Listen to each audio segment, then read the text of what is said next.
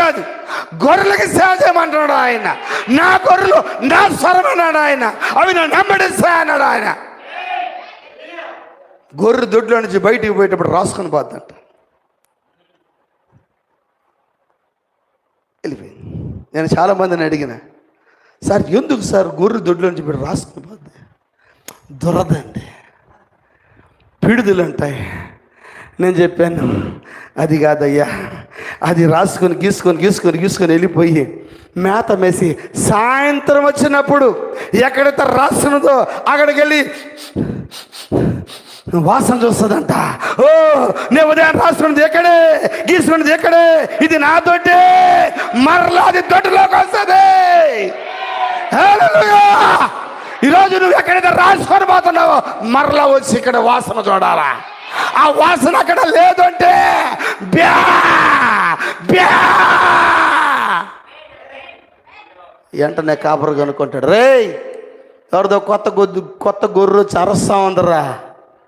మంచి పాస్టర్ అయితే ఏం చేస్తాడు తెలుసా? అది ఎవరు గొర్రె? కాలేబు గొర్రె. అదే అది వాసన తగలేదు దానికి. నువ్వు ఎక్కడైతే రాసుకున్నావో గీసుకున్నావో ఆ వాసన అక్కడ లేదంటే నువ్వు దొడ్డి తప్పిపోతావు నువ్వు. అందుకని పోయేటప్పుడు అంతా రాసుకొని పోండి. చప్పట్లు కొట్టదావు అందరూ. మరలా ప్రార్థనకు వచ్చినప్పుడు వాసన చూడండి.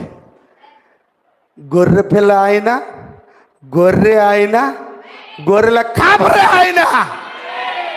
గొర్రెల కాపరి దగ్గర గొర్రె వాసన ఉంటుంది.